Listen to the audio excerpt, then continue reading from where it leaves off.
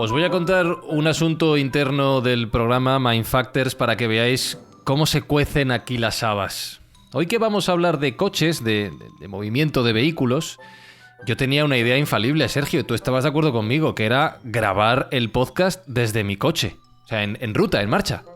¿Tú estabas de acuerdo? Una idea excelente. Claro. Eso es. Jesús no se pronunció. Yo creo que se mantuvo cauto, se mantuvo... No, ¿qué podía fallar? Pues prácticamente todo. O sea, que por eso me callé. Todo, es verdad.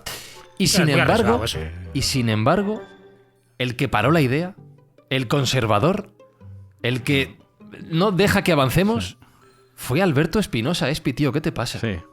Pues mira, porque soy el único que piensa en la gente que escucha este programa. Y pensé, un señor en un coche con manos libres 45 minutos, ya. A lo mejor es insufrible.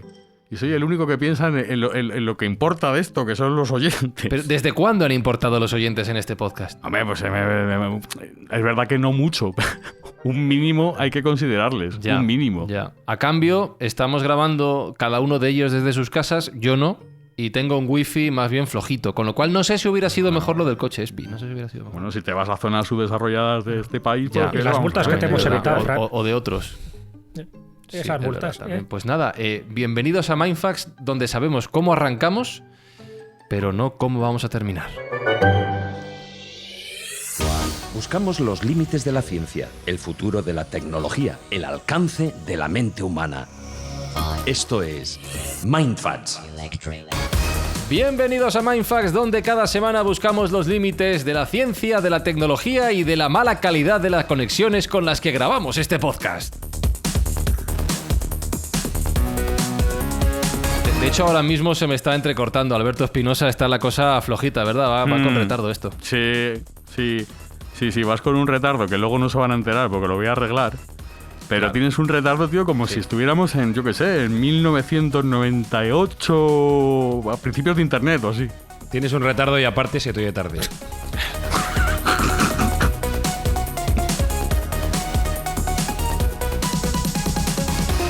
Pero aquí somos amantes de la historia de Jesús Callejo, de la historia y de las tradiciones. Y si eso incluye una mala conexión a internet, pues bienvenido sea también. De que sí. Aquí nos reparamos en gastos. Entonces hay que buscar también este aspecto vintage, que lo estás haciendo a la perfección. Con un modem de 56K. Está claro. Un Spectrum tiene. Sí, totalmente. Sí, además suena el modem si lo digo yo por debajo. Eso te iba a decir, Sergio Cordero, que un modem de 56K no me vendría mal ahora, ¿eh? Seguro que mejora la conexión que tengo en este momento. Sí, una RDSI que había también, ¿no? Que era un poco esa calidad por encima del modem de 56K. Qué viejos somos y cómo añoramos esos momentos donde conectarse a otros dispositivos, a otras máquinas era como magia, ¿no? Ahora lo damos todo, como dicen los americanos, es un given, lo damos por supuesto, pero antes era mucho más difícil, sin duda alguna. Bueno, conectados estamos entre todos los oyentes de este podcast. Importéis o no, os queramos o no, nos acordemos de vosotros o no, con el objetivo, Sergio, de hacer el bien para las personas que realmente lo necesitan. Y justo en esta fase de la temporada estamos muy muy cerca de nuestro primer objetivo, que es regalar juguetes a aquellos niños que se suelen quedar olvidados por los Reyes Magos. Vamos a hacer lo posible y lo imposible para que no sea así y que todos los niños tengan juguetes, con lo cual ya estamos muy cerquita de culminar esta primera fase de bondad de la temporada. Bueno, un servidor está aquí con el portátil y el micrófono moviéndose de lado a lado de la habitación para ver si la conexión del router es buena. Hoy en Mindfacts hablamos de la evolución tecnológica, no de los 56K al 5G, sino desde la invención de la rueda a los coches conectados.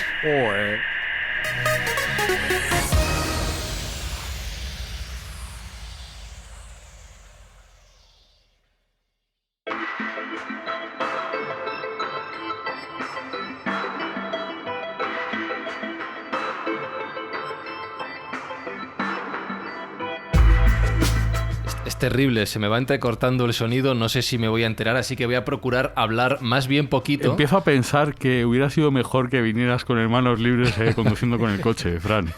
Te lo he dicho. Era una gran idea. Lo he dicho, te he avisado. Así que lo que decía, voy a intentar hablar poquito para que esto fluya, ¿vale? Esto fluya sin mí, porque veo que soy no solo prescindible, sino que además es mejor que no hable. Así que Jesús, por favor, si hablamos de coches, si hablamos de transportes, y ya me llegará tu respuesta a algún siglo de estos, cuéntanos cómo ¿Desde dónde? Entiendo que empezamos andando a pata hasta el día de hoy, donde ya somos capaces de movernos de muchas maneras diferentes. Pero ¿cómo pintarías esa evolución histórica del transporte? Es complicado, esto sí que da para una tesis, pero efectivamente, estamos hablando de vehículos que cambiaron la humanidad. Hay que empezar por la rueda, evidentemente, pero no solo la rueda, también el trineo, porque en ciertos lugares, según la orografía, la rueda no era interesante. Ese mito que siempre se ha dicho de que las culturas mesoamericanas, precolombinas, no conocían la rueda, es mentira, conocían, lo que pasa que el terreno por el que podían transitar sus carruajes no era el más adecuado, por lo tanto, en algunos sitios era mucho más interesante un trineo. Pero bueno, si empezamos por ahí, es decir, de hace 5.000 años, que más o menos se supone que es cuando se inventa la rueda, está claro que la obsesión del ser humano es trasladarse lo más rápidamente posible a algún lugar, ¿no? Trasladar personas, trasladar objetos, mercancías, etcétera. Y ahí entra un poco esa división de vehículos, ¿no? Tendríamos los vehículos terrestres, los marinos, los aéreos, incluso ya los espaciales, si nos vamos a las épocas más actuales. Pero dentro de esos vehículos terrestres es importante un poco distinguir lo que serían esos vehículos, primero por tracción animal, que son los primeros un poco que se ponen de moda, y estaríamos hablando desde las cuadrigas, ¿no?, en la antigüedad, hasta pues eso, los coches de caballos, los carros y todas las variantes de carros, carromatos, carruajes, carretas, las caravanas, las diligencias, los furgones, etcétera. Luego, dentro de esos transportes terrestres habría que añadir el tren, luego lo comentaremos, ¿no?, la gran revolución que se produjo cuando se inventa estas locomotoras. Y luego el automóvil y todas las variantes del automóvil, ¿no? O sea, con el vapor, con la combustión interna y, por supuesto, con los automóviles eléctricos de la actualidad. Así que eso sería un poco, dentro de esa perspectiva, dentro de esa evolución, los transportes terrestres. Ya digo, de cada uno nos podemos extender todo lo que queráis.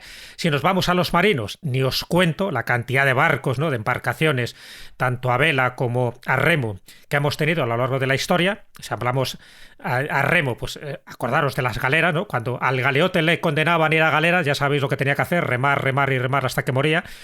Y por otra parte los dracas vikingos. Pero luego se les incorporaba velas y ya con las velas y el viento, pues bueno, iban mucho más rápidos.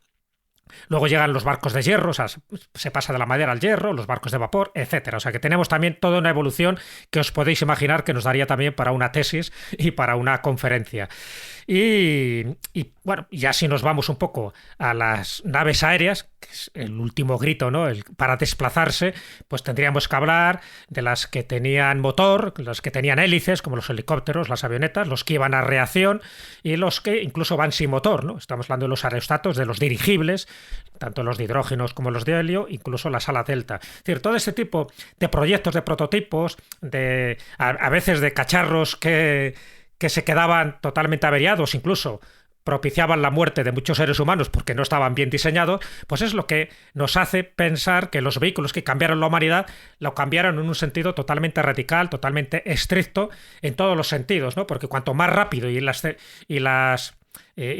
lugares se podía acceder con más facilidad, ahí están las famosas calzadas romanas, pues eso permitía que las personas, que las cosas, que los animales, que las mercancías llegaran. Y si llegaban más pronto, toda nuestra concepción, incluso a nivel de alimentación, cambió. Eso lo veremos, por ejemplo, pues cuando se inventan los trenes y, por supuesto, cuando se inventan también los vehículos, ¿no?, los vehículos a motor con las distintas clases de motor que ha habido. Así que ahí me quedo. Luego, si queréis, nos extendemos en algunas cosas más, pero como introducción muy genérica, muy simplista, yo creo que nos puede servir. Sí, y fíjate, Sergio, que el transporte por tierra existe pues desde que el hombre es hombre y sin embargo no nos acordamos mucho de esa invención de los primeros barcos del transporte marítimo, que evidentemente cambiaron nuestra historia, sino lo que siempre se coloca como el gran hito de la evolución del transporte es la invención de la rueda. Sí, en efecto, la invención de la rueda, como bien ha dicho Jesús en su breve pero densa exposición, es el hito fundamental para la movilidad humana. No se sabe muy bien exactamente quién la descubre y cuándo, porque es una invención que ocurrió en la prehistoria. Sí que parece que hay unas primeras evidencias de ruedas en las civilizaciones de Mesopotamia, en el quinto milenio antes de Cristo, en la zona de Irak probablemente. Y quizá empezaron como un simple agujero en la madera, en el centro, para crear un eje, y pues serían discos de ese material, de madera. Con el tiempo, posteriormente, la rueda evolucionó y fue adquiriendo más sofisticación, usándose en carros y carretas, ¿no? Y bueno, de ahí derivó en otros dispositivos que ya se utilizaron pues para lo que solemos utilizar los seres humanos, los avances tecnológicos, que es matar a nuestros semejantes, y tuvo una importancia nuclear en el arte de la guerra, en especial en Mesopotamia, donde hemos visto tantas imágenes y tenemos pues esos rastros donde los carros de combate eran un elemento fundamental y que daba una ventaja competitiva a la hora de imponerse al adversario. Entonces, pues no deja de ser chocante que una invención de este estilo, tan importante, quizá en el ámbito del transporte, la más importante de la historia, uno de sus primeros usos fuera el uso militar. A partir de aquí, la imaginación, Jesús, al poder, la rueda se va aplicando en todo tipo de dispositivos que nos van llevando y trayendo. Y efectivamente, lo apuntabas antes en tu intervención inicial, el tren es otro de los grandísimos avances que ha permitido que nos movamos más rápidamente, gracias, por supuesto, también a las ruedas. Sí, está claro, el tren causó toda una revolución, bueno, igual que lo causó luego, por supuesto, el automóvil y el avión. Pero el tren, claro, hasta aquel momento era algo como muy novedoso, ¿no? Incluso, bueno, se pensaba que era algo hasta satánico, ¿no? Por la cantidad de artilugio que suponía, el ruido que tenía y sobre todo cómo se desplazaba, a la velocidad que se desplazaba, y que por entonces lo que hacía era pues suministrar, ya digo, con mucha más rapidez esas mercancías y sustituir a la vía de transporte marítima o por ríos que se hacía en aquella época, ¿no? Tanto por mar como por ríos es como se llevaban las mercancías, pero claro, solo lo podías llevar a sitios que estaban muy cerca de las costas o de los puertos. En el caso del tren, tú podías diseñar claramente esas vías que al principio, por cierto, cuando se transportaban vagones de carbón, eran arrastrados por animales, y vías o tablas de madera, ¿no? Luego, con el tiempo, y estamos hablando ya del siglo XVIII, es cuando ya se van sustituyendo estas tablas de madera por otras de acero más resistentes para el transporte de mercancías pesadas. Y en ese momento es cuando surge por fin ese primer intento de tren o máquina locomotora, que data del año 1804, cuando el mecánico inglés Richard Trevithick es el que construye la primera locomotora de vapor, que empieza a arrastrar un convoy de 5 toneladas. Claro, previamente habría que hablar de la máquina de vapor, la de James Watt. Ya sabéis que James Watt es el que da nombre al vatio, que es un poco esa unidad de potencia eléctrica. James Watt es el que crea, en fin, también toda una cosmovisión tecnológica en el siglo XVIII que luego da pie a la revolución industrial, ¿no? Pero bueno, y a partir de ahí, con todas las variantes. Y una de las variantes es la locomotora. Entonces, Richard Trevithick es el que pone en funcionamiento esta primera locomotora, una locomotora que en ese momento solo arrastraba un convoy de 5 toneladas y que recorría 15 kilómetros. Tenemos que esperar unos años más, hasta 1829, cuando George Stephenson es el que fabrica una locomotora que empleaba ya la tecnología de la máquina de vapor, pero de una forma mucho más eficiente, ¿no? Arrastraba 8 vagones que podían transportar hasta 30 toneladas de carbón y a una velocidad ni más ni menos que de 7 kilómetros a la hora, que esto parece poco, pero en aquel momento la llamaban la Rocket de Stephenson, precisamente por eso, porque en pleno funcionamiento y por los rieles de los ferrocarriles públicos podía llevar mercancías con mucha más rapidez que, por supuesto, un carromato tirado por tracción animal o por un barco. Así que ese es el momento clave, pero también ocurre algo muy significativo. Justo cuando empiezan estos primeros tranvías, surgen los primeros miedos, las primeras supersticiones alrededor de estos tranvías. Y os cuento un poco, pues, 2 anécdotas muy significativas. Bueno, la primera línea ferroviaria es la de Manchester-Liverpool en 1830, y un poco más adelante surge en España la primera vía, ¿no?, que conecta Barcelona con Mataró. ¿Qué ocurre en ese momento? Algo muy significativo y que dio mucho que hablar en su momento, ¿no? Porque estamos hablando de 1848 y empiezan a desaparecer niños. Entonces se pensaba que los sacamantecas, porque había mucha tradición de hombres del saco y sacamantecas en aquella época, estaban utilizando los ferrocarriles para secuestrar a niños y luego con la manteca de los niños servían para engrasar los rieles, ¿no?, las vías del tren. Imaginaros un poco que esto, que ahora nos parece estúpido, incluso hubo revistas científicas, médicos y psicólogos que temían seriamente los daños físicos y psicológicos que podían tener el viajar a una velocidad tan vertiginosa, que era la velocidad del tren. Entonces se hablaba, incluso en revistas como The Lancet, se hablaba de abortos en las embarazadas, se hablaba de traumas, de enfermedades respiratorias, de ansiedad crónica que podía generar a los que viajaran en los trenes. O sea que este tipo de cosas, ya digo, que ahora parece que son como muy chorras, en aquella época no lo fueron tanto, ¿no? ¿no? Incluso, ya digo, no solo que los raíles estaban engrasados con grasa de niño, sino, y esto también se decía en España, que el paso del tren podía generar chispas que incendiaran los campos de cereal circundantes, y que los gases expulsados por aquel ingenio contaminarían el maíz y causarían patologías respiratorias, a veces mortales. Bueno, pues esto casi siempre pasa lo mismo. Con el progreso surge también los opositores, en algunos casos bien intencionados, en otros con una superstición casi satánica, de impedir ese progreso. Y en este caso, cuando salió el tren y sobre todo estas primeras líneas, pues generaron muchísimos avances tecnológicos, evidentemente, pero también muchísimas supersticiones que en algunos casos, ya te digo, impidieron que esas vías se instalaran por miedo a todo esto que acabo de comentar. Pero ya digo, incluso con autoridades científicas, médicas, psicológicas, de que había que tener mucho cuidado, porque la salud física y psicológica del pasajero podía sufrir muchos peligros. Y si hablamos de coches, y ahora en la segunda parte del programa nos adentraremos en este tema, Jesús, me estoy imaginando que el desarrollo del vehículo como un objeto de uso diario y el paso de los caminos a las carreteras, todas estas nuevas tecnologías, también asustaría en su momento, ¿no? Esta tecnología del diablo que cada vez está más presente también crearía nuevos enemigos. Sí, también, claro, porque iba mucho más rápido que iba un tren en un principio, y de hecho se puso unos límites de velocidad no más de 20 kilómetros a la hora, porque se pensaba que por encima de esa velocidad la gente no tendría reflejos y podrían ser atropellados. Ahora nos parece también ridículo, pero en aquella época hubo esos límites de velocidad en muchísimas ciudades. También es verdad porque hubo atropellos. La gente en aquella época no conocían muy bien un poco lo que era el mecanismo de los coches y pasaban las calles con una cierta alegría y un cierto despiste. Bueno, acordaros, en el caso no del vehículo de los coches, pero sí de los trenes, cómo murió Antoni Gaudí. Antoni Gaudí murió arrasado, ¿no?, por uno de los tranvías que pasaba por Barcelona, ¿no?, en aquella época. Él iba muy distraído, en fin, iba, parece que rezando el rosario, y ese despiste pues le ocasionó un atropello que murió como consecuencia de las heridas unos días después. Bueno, pues con los coches pasó también 3/4 de lo mismo, y estoy hablando de principios del siglo XX.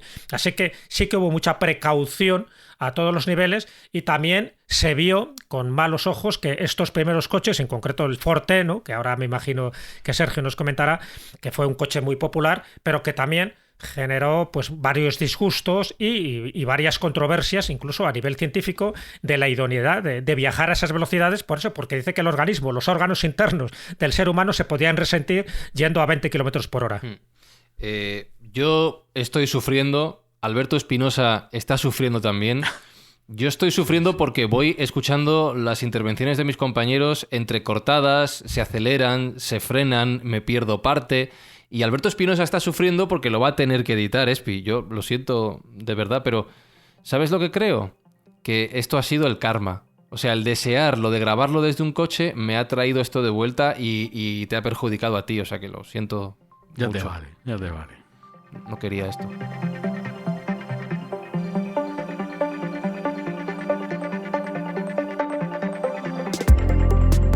Bueno, a ver si voy escuchando esta segunda parte del programa. Espi debería dejarlo tal cual lo estoy oyendo yo, porque es que es increíble. O sea, es el peor podcast de la historia de Mindfax, el peor podcast de la historia de los podcasts. Pero bueno, es que, Sergio... ¿sabes lo que pasa? Sí. Lo que pasa? Espera un segundo. Es que ellos, o sea, los oyentes no se van a enterar. No se van a enterar de esto. No. Pero es que tiene un retardo, Fran. Sí. O sea, él hablamos nosotros, ¿no? Vosotros no lo vais a notar porque yo lo voy a arreglar. Escucha en Canarias, una hora hablamos más tarde. nosotros. Y él tarda en contestar, yo qué sé, 10 segundos.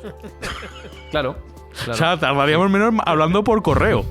Pero postal. O sea, deberías dejar este retardo, en este tramo deberías dejar el retardo para que la gente se entere de lo que estamos viviendo. Sí.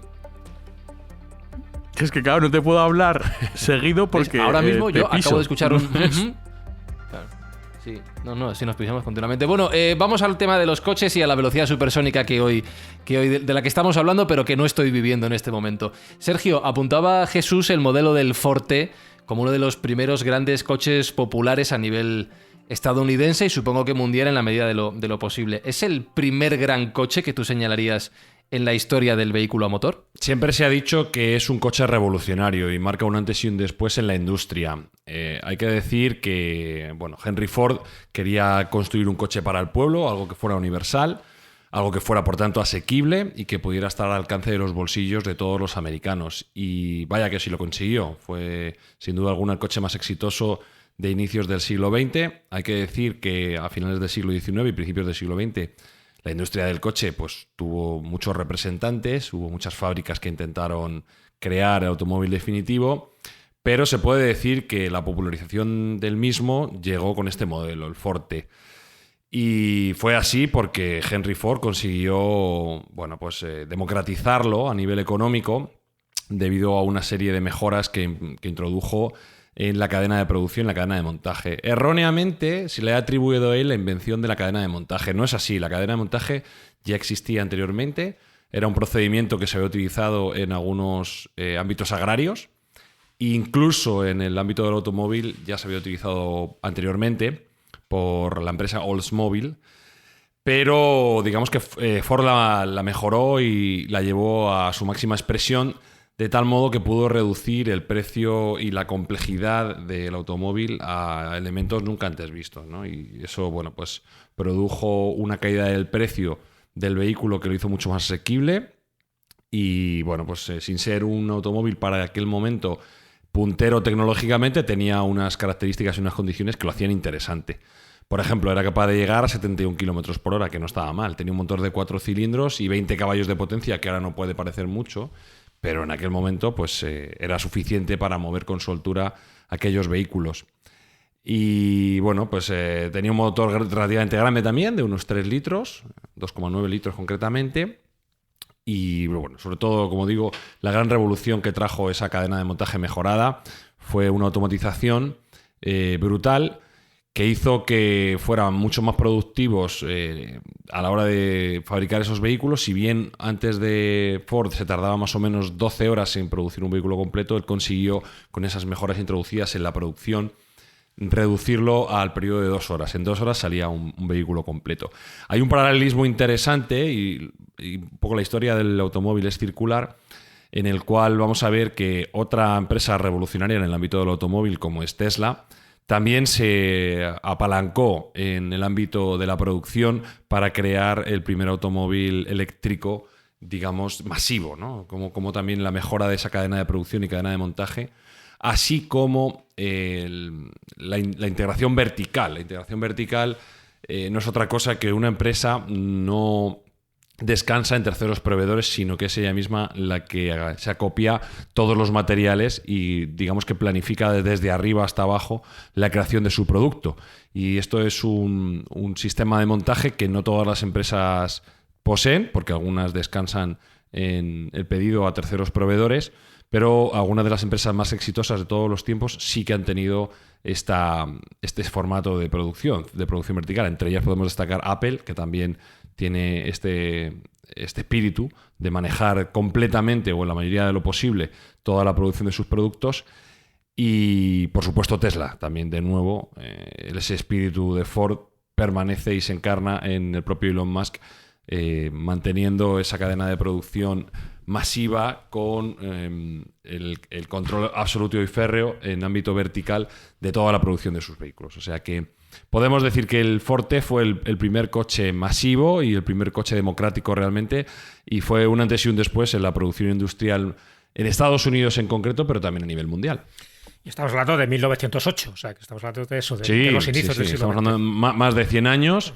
Y bueno, pues un hito industrial sin precedentes. Por eso se le tiene como el primer coche moderno y bueno, pues un paradigma de la revolución industrial tardía y de la automatización del ser humano, y concretamente de los americanos. Sí, y antes de que llegara el Volkswagen, también ese coche popular, ¿no? El escarabajo, que también popularizó y democratizó muchísimo. Un poco la misma fórmula, sí. Eso es. Sí.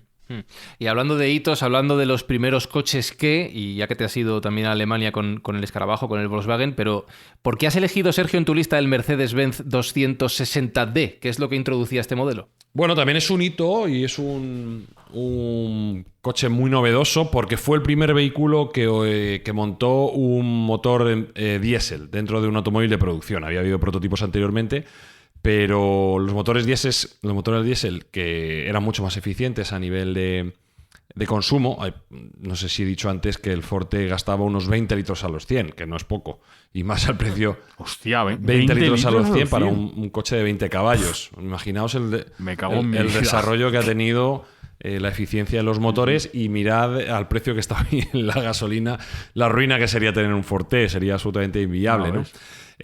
Bueno, pues este Mercedes 260D, que se introdujo en 1936 en el preámbulo de la Segunda Guerra Mundial y antes de la Guerra Civil Española, pues tuvo el honor de ser el primer vehículo montando un motor diésel, que, como digo, eran motores que se habían utilizado en vehículos más grandes, como por ejemplo algunos barcos, pero el éxito de Mercedes fue miniaturizarlo, por así decirlo, para introducirlo dentro de una caja de un automóvil convencional y reducir el consumo aproximadamente en un 30%, lo cual era, bueno, pues no solo un hito económico, sino también de autonomía. Hay que pensar que los vehículos en aquel entonces no tenían unos depósitos demasiado grandes, y para servicios como, por ejemplo, el de taxi, pues era muy interesante que consumiera menos para tener mayor autonomía y menos parada de repostaje.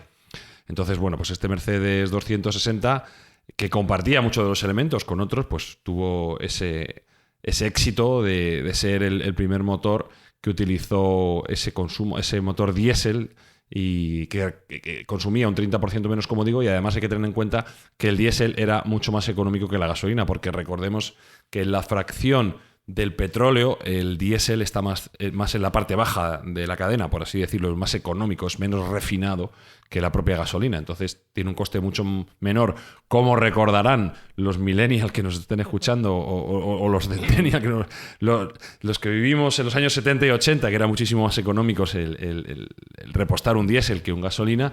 Ahora se ha igualado mucho el precio y el coste y ya no hay tanta diferencia, aunque sí todavía hay una ventaja de consumo generalmente en favor del motor diésel respecto al de gasolina. Pero eso salía más caro, ¿no? ¿Verdad? Que el Forte. Y de hecho creo que se hicieron solo al principio de 2.000 unidades. Sí, claro, eran vehículos de más alta gama. Mercedes era una marca más prestigiosa que lo que era Ford, y tenía un producto mucho más avanzado a nivel ingenieril, ¿no? Entonces, bueno, pues es un vehículo que marca una etapa, pero por otros motivos. No tiene ese afán democrático, ese afán, digamos, de creación de base amplia dentro de la motorización, sino que, bueno, pues fue un primer paso para la reducción de costes en el repostaje de los vehículos. Hablamos de vehículos de gasolina, hablamos de vehículos con otro combustible, con este diésel del que tanto se ha hablado hasta ahora y que tan condenado está en estos momentos, pero si venimos al siglo XXI, la moda está en el vehículo eléctrico. Pero ¿cuándo se dio este paso? ¿Cuándo? Ahora tenemos los Tesla y ahora hablaremos de ello, y otros comerciantes que están apostando por el vehículo eléctrico. Pero ¿quién fue el primero, Sergio, que decidió crear un modelo a gran escala? Bueno, hay que decir, ya lo hemos comentado en otros Mindfacts, que los vehículos eléctricos son muy anteriores a lo que nosotros pensamos. De hecho, en el origen del automóvil había muchos prototipos de vehículos eléctricos que se descartaron en su momento porque la tecnología no estaba suficientemente madura y, por tanto, no podían tener la distancia o digamos, la autonomía necesaria para poder ser prácticos. Por eso el motor de explosión los desbancó en su momento. Pero si nos vamos a la época moderna, el primer vehículo de serie que realmente tiene una operativa exitosa dentro del mercado es el General Motors EV1. Este es un vehículo bastante desconocido para nosotros porque no salió de Estados Unidos, allí donde se creó. El desarrollo es en los años 90 y, bueno, General Motors viene a desarrollar este vehículo eléctrico porque hay una normativa bastante, digamos, drástica a nivel de emisiones en el estado de California. Se pretende eliminar la máxima contaminación posible de ese estado, con lo cual, bueno, pues allí, que son proclives a este tipo de normativa, pues se crea una nueva ley en la cual todos los productores de vehículos tienen que tener al menos un modelo de cero emisiones.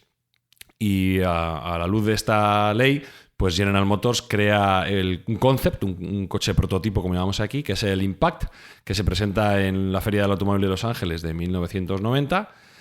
Y... pero era modernísimo, estoy viendo la imagen. No, muy chulo. Podría ser un coche actual. Perfectamente, fue, como vamos a ver ahora, un coche muy avanzado a su tiempo.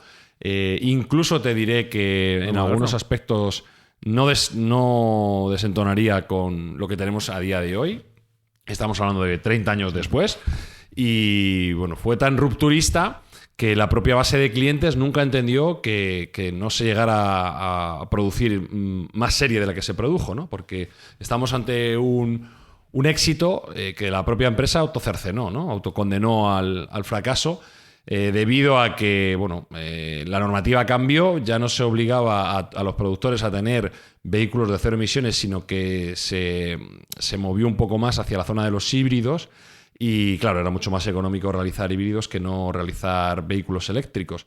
Entonces, este producto que se lanzó finalmente en 1996, el EV1, creó tanto impacto entre su base de clientes que cuando lo retiraron les llegaron a hacer un entierro ceremonial al estilo escocés, con gaitas y todo. Los propios clientes, cuando se los llevaron, pues contrataron unos gaiteros y le hicieron una despedida como Dios manda, ¿no?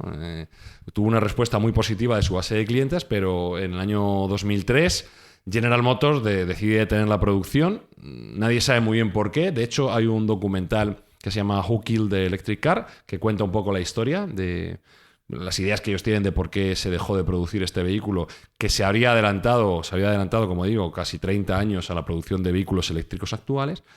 Pero tiene un epílogo bonito, y es que el propio Elon Musk ha dicho en algunos ámbitos, en concreto en su red social X, que cuando retiraron los EV1, los EV1, fue cuando ellos se dieron cuenta de que había que fundar Tesla y que había que seguir con la revolución de los coches eléctricos. O sea, que la muerte de este vehículo fue el nacimiento de Tesla. Oye, Sergio, pero cuéntanos cosas del EV1 ¿cuánto corría pues cuántos kilómetros? Era un biplaza ¿Cómo bastante chulo, con un aspecto así de coupé. Que en inicio empezó con un sistema de baterías de plomo que no le daban una autonomía muy boyante, pero luego fue evolucionando. El primer modelo que salió, la primera versión, tenía unos 120 kilómetros de autonomía. Hostia, hay que decir que no está... Baterías Sí. de plomo pesan. Sí, claro, todos los coches eléctricos pesan mucho, pero los de plomo, los que tenían baterías de plomo especialmente.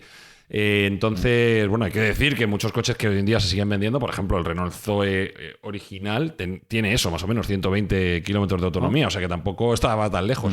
Luego, sin embargo, se le fueron creando mejoras y añadiendo otro tipo de baterías, por ejemplo, baterías de níquel... Cadmio. No eran cadmio, eran níquel magnetoférricas, creo recordar, que se llamaban, y son un tipo de baterías que es un paso intermedio entre las de ion litio y las que tenía anteriormente, que son intermedias. Y ya con esas ya llegaba a unos 230 kilómetros de autonomía, que no estaba nada mal. Era un vehículo que no era especialmente rápido, alcanzaba los 110 kilómetros por hora. Hay que decir que esa es la velocidad máxima que se puede circular en Estados Unidos, aproximadamente 70 millas por hora. No está mal. No necesitas mucho más tampoco para moverte por ciudad, porque evidentemente este era un vehículo para moverse por ciudad.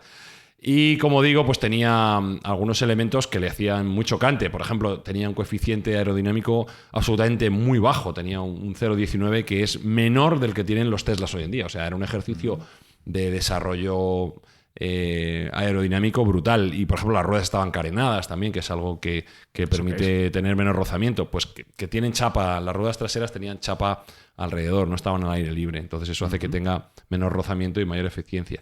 Total, era un coche muy avanzado en su momento, que tuvo el cariño de la clientela, pero no el cariño de su propia casa, que veía que era un nicho demasiado arriesgado para ellos y que probablemente tuviera un coste muy superior a lo que era el producir vehículos convencionales con motor de explosión, que era lo que sabían hacer y que era lo que económicamente les salía rentable. Pero, ¿y cuántos dolarines valía el...? Se vendía no se vendía como tal, era un leasing, no era muy caro, estamos hablando de unos entre 400 y 500 dólares al mes. Para aquel momento sí era caro, pero bueno, hay mucha gente que es sensible al cuidado del ambiente, no le importaba pagar ese sobreprecio.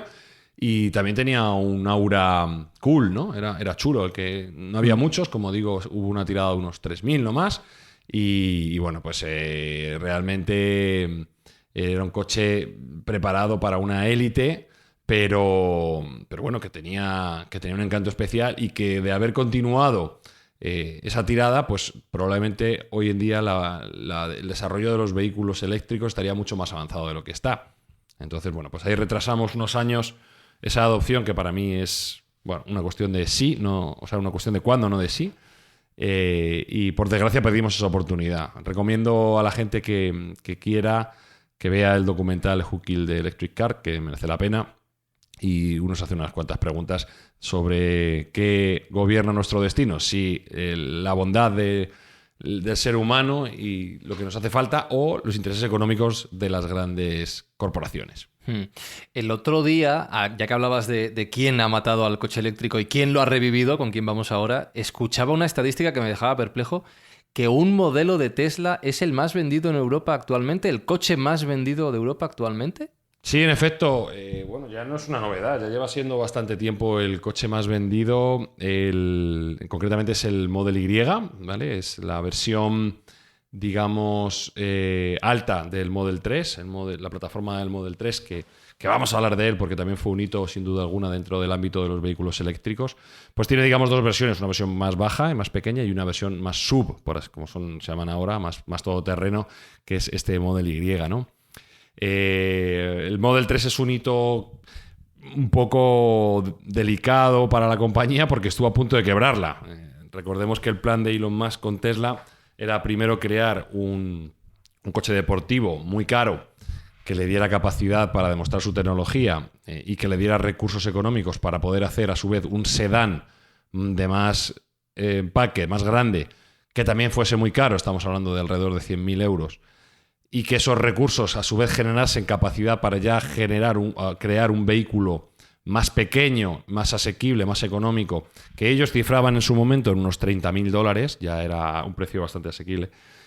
Se llegó a rozar ese precio, se llegó a vender ese vehículo Model 3 en ese precio, pero hoy en día, con la inflación que hemos sufrido, el coche está instalado en unos 40.000 euros, que no me parece un precio muy caro para el tipo de coche que es. Es un coche que realmente ha popularizado el concepto de coche eléctrico. Tiene una autonomía fantástica. La versión más baja tiene una autonomía cerca de 500 kilómetros. Tiene todas las comodidades que se le puede pedir a un vehículo. Es suficientemente grande para una familia. Y bueno, pues se han vendido más de 20 millones de estos vehículos en los últimos 3 años, siendo sin duda alguna el vehículo eléctrico de lejos más vendido de toda la historia, pero disputando a los coches de motor de explosión la corona de los vehículos más vendidos, cosa que antes era impensable, ¿no? Nadie pensó en su momento que fuéramos a ver tan pronto cómo un coche eléctrico se convertía en el más vendido de Europa, y algunos dicen que del mundo, porque también en China se está vendiendo muchísimo Model 3 y Model Y, y eso es un hito para la revolución eléctrica. Estamos hablando de que estamos dejando de emitir muchísimo CO2 con la venta y producción de este tipo de coches. Entonces, bueno, pues lo que antes era impensable, hoy es una realidad, y para mí esto no ha hecho más que empezar. Es decir, yo creo que vamos a ver paulatinamente cómo los vehículos convencionales van a dejar de tener esa preponderancia en favor de los vehículos eléctricos, porque para mí creo que tienen una serie de ventajas que son innegables. La primera, por supuesto, es la del cuidado del medio ambiente, la no emisión de partículas en suspensión y de CO2. Y bueno, pues otra cosa que es para mí fundamental es la no dependencia de los países productores de petróleo, que no siempre son aliados ni están alineados con nuestros intereses, sino que utilizando energías renovables vamos a poder repostar nuestros vehículos eléctricos de una forma relativamente limpia. Entonces, bueno, yo creo que esto es un paso innegable. Y digo que fue un vehículo muy exitoso para Tesla, pero como comentaba, estuvo a punto de cepillarse la empresa, estuvo a punto de tumbar la empresa, porque cuando presentaron el modelo allá por 2014, tuvo una demanda tan grande que en 2017, cuando tuvieron que empezar la producción, se vieron sobrepasados por el número de pedidos que tenían y estuvieron a punto de morir de éxito. Tanto es así que se sumergieron en lo que Elon Musk llamó la pesadilla o el infierno de producción, y tuvieron que llegar a soluciones creativas como, por ejemplo, crear tiendas de campaña o ampliar la línea de producción a tiendas de campaña en el exterior de la fábrica, porque de otro modo no podían atacar la producción que necesitaban. Sí, fue un movimiento bastante inusual en la industria, porque bueno, pues eso nadie se lo planteaba. Pues ellos ampliaron la línea de producción utilizando tiendas de campaña, algo tan básico como eso.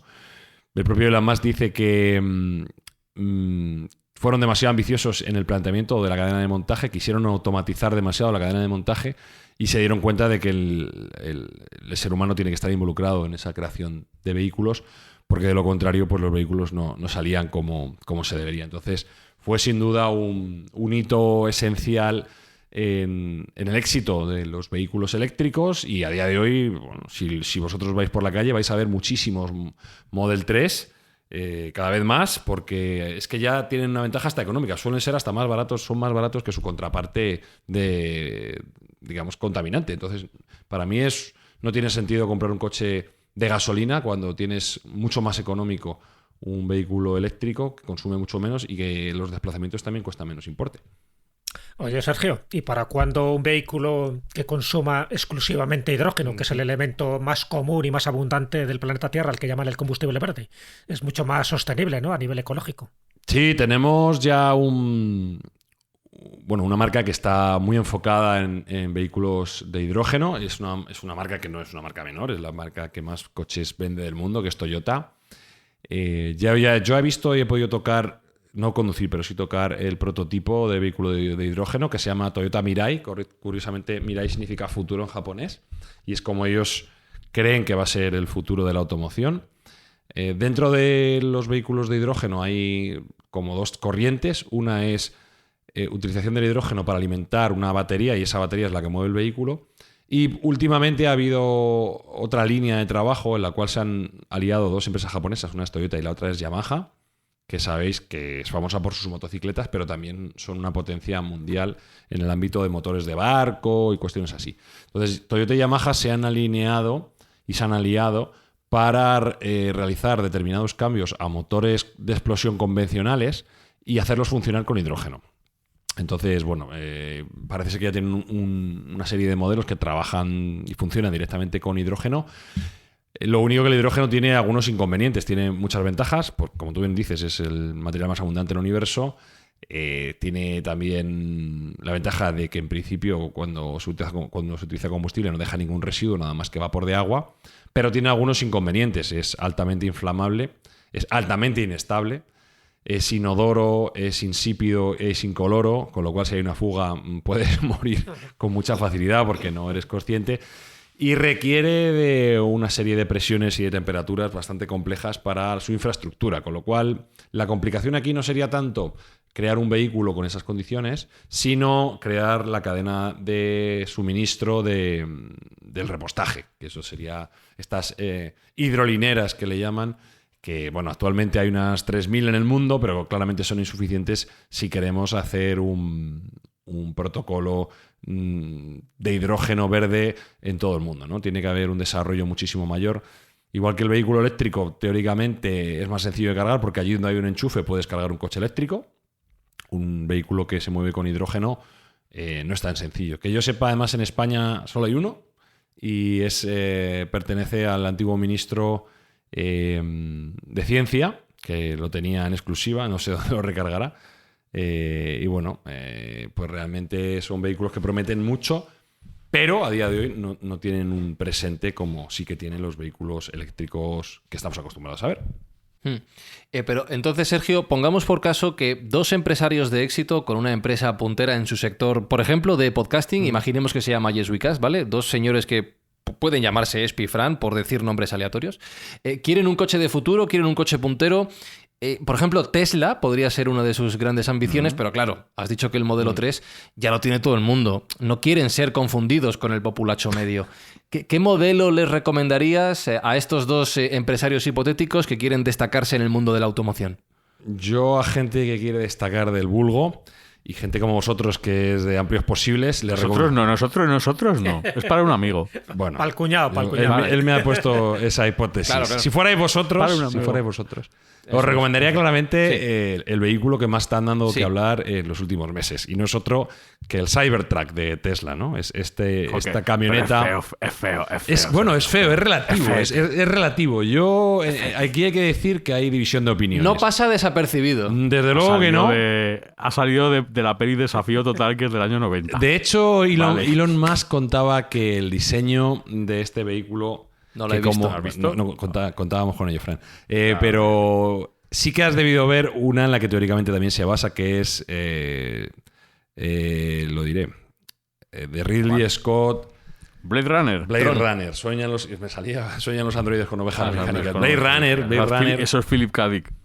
Philip K. Dick, Es el correcto, libro. sí, Philip K. Dick. Sueñan los ¿No lo has androides visto? con ovejas mecánicas, es el relato de Philip K. Dick. Escúchame, ¿cómo va a haber Blade Runner Fran si no ha visto Desafío Total? O sea, Bueno, no sé, a lo mejor no. por orden de importancia, yo creo que tiene un poco más de gravitas. No, Blade porque tú Runner, cuanto que más tiras para atrás, menos ha es visto. un clásico ¿Sabes? imperdible. Me gusta mucho que cuando digo no la he visto, me llega la respuesta a los 15 segundos. Bueno, pues mando una postal. que te llegue claro que tienes que verla. Bueno, pues parece ser que el hijo de Elon Musk le comentó en su momento que por qué los coches del futuro no son como deberían ser en el futuro, como eran en el futuro pasado, y esto es un mindfuck de por sí, ¿no?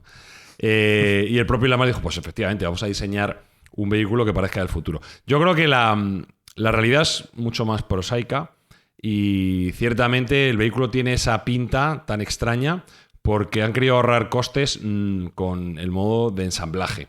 El modo de ensamblaje son planchas de acero que bueno, pues tienen un tratamiento especial y que están cortados con láser y que se pegan como un Lego, básicamente, ¿no? Y esto es lo que ellos llaman el exoesqueleto. Y es revolucionario por muchas cosas, pero por una de ellas es el primer vehículo que no cuenta con un chasis como tal, sino que tiene este exoesqueleto de placas de acero, que por cierto es antibalas.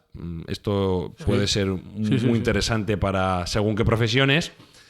Una de las muestras que hicieron, una de las demos que hicieron fue disparar con ametralladoras y pistolas a la puerta del vehículo y no fueron capaces de traspasar las placas. Tiene una dureza torsional brutal y bueno, pues tiene algunos otros ámbitos revolucionarios en la industria del automóvil, como por ejemplo la arquitectura eléctrica es de 48 voltios y esto ha roto una tendencia de 50 años, que se llevan haciendo vehículos más de 50, 60, 70 años, que se hacen vehículos de 12 voltios. ¿Qué permite eso? Que cuando hay mayor voltaje puede reducir la sección del cableado, con lo cual los cables pueden ser mucho más pequeños y se reduce un 70% del peso en cable dentro del vehículo, que no es poco, porque hoy en día un coche tiene mucho cable. A mayores... El ahorro de cobre. El ahorro de cobre y materiales raros. Tiene también algunas soluciones muy interesantes como es el drive-by-wire, que esto quiere decir que no hay una conexión física entre el volante y la rueda, sino que es un ordenador que interpreta cuál es ese giro que estamos realizando con el volante. No hace falta llevarlo a la parte física, con lo cual puede ser mucho más ágil y girar en mucho menos terreno de lo que giraría un vehículo tan grande. Estamos hablando de un vehículo de 5,5 metros. Y bueno, tiene otras soluciones súper interesantes para un coche eléctrico, como por ejemplo la tecnología V2V y V2H, que significa que el propio vehículo puede cargar otros vehículos y que el propio vehículo puede suministrar energía a una casa. Por ejemplo, si tenemos una casa en la cual se ha ido la luz, pues enchufando nuestro vehículo a la casa actuaría como un generador eléctrico para la propia casa, lo cual es fuerte. de tremenda utilidad. Sí. Aparte estamos hablando de que un coche, aunque le veáis grande y mastodonte, es capaz de acelerar de 0 a 100 en 2,6. De hecho, una de las demos también que han hecho muy interesante es que ha sido capaz de vencer en una carrera a un Porsche 911, que es un coche muy de carreras, pero con la peculiaridad de que además el Cybertruck arrastraba a otro 911. Es decir, gana un 911 arrastrando un 911.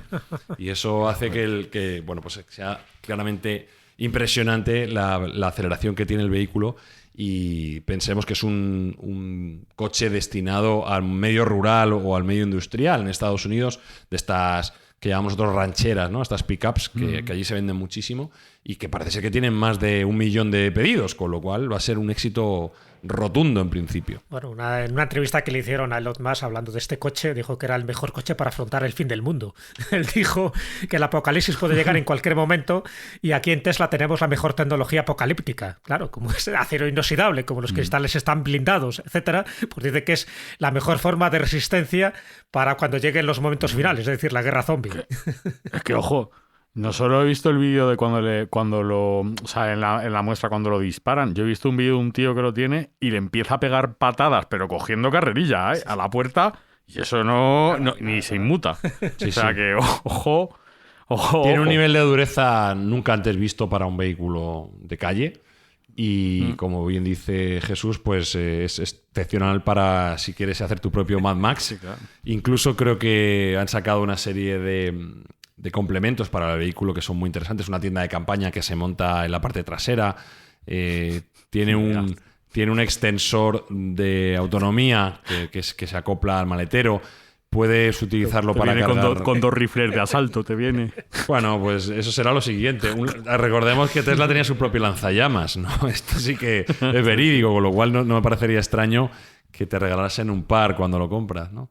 Es el vehículo perfecto para Carlos Canales. Sin duda alguna. Sí, sin duda alguna. Es verdad. Compañero de la escóbula, para que no... Yo creo que es también el vehículo perfecto para Yes We Cast, con esa autonomía, con esa dureza, con esa modernidad. Antibalas, yo creo que nos vendría bien, por lo que sea, algún día Alberto Espinosa. Yo creo que sí, que nos ayudaría bastante. ¿Tiene wifi? Y luego me convence mucho. Tiene un buen wifi, 5G. Ya, eso iba a decir que... Claro, que si carga la casa y encima te da buen wifi, a mí ahora mismo me viene de puta madre. Vamos a terminar con este sufrimiento, Espinosa.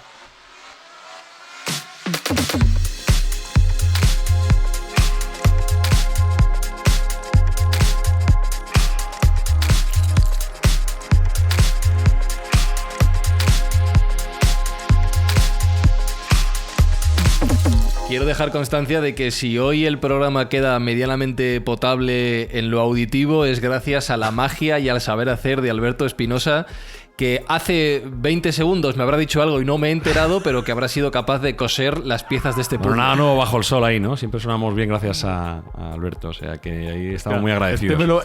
Os digo que me lo voy a sudar, ¿eh? Os lo digo que me lo voy a sudar. Va a sudar diésel. Uy. Jesús Callejo, saludos desde un pasado muy remoto. Bueno, efectivamente, has hecho una buena versión vintage y has demostrado cómo la energía térmica la has convertido en mecánica, a saltos, pero mecánica.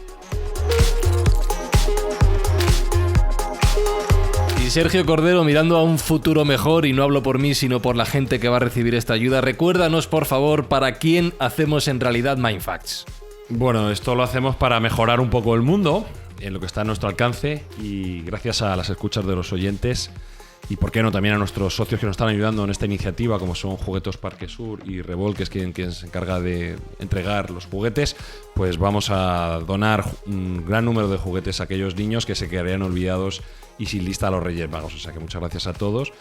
Y espero que el que esté escuchando este Mindfast se dé cuenta de que está entre algo único, una intersección entre grabación de podcast y viaje en el tiempo, ¿no? O por lo menos en el viaje en el tiempo del sonido, que llega un poco más tarde de lo que se ha emitido.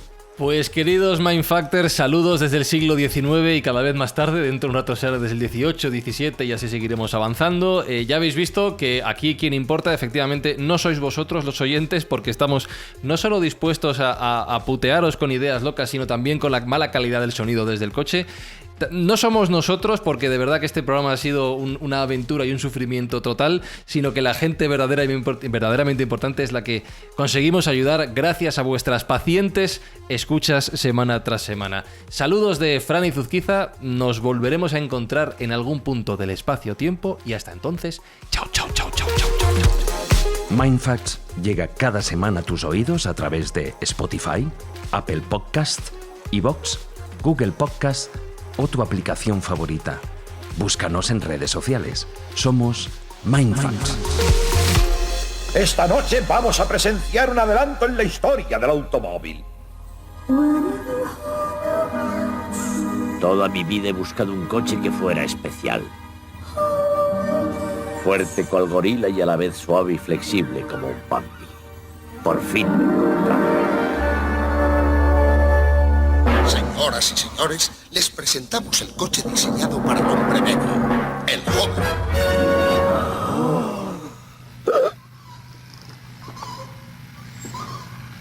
¿Alguna pregunta? ¿Cuánto cuesta esta monstruosidad? Jerry, ¿cuánto marca? $82.000. Esta monstruosidad cuesta $82.000.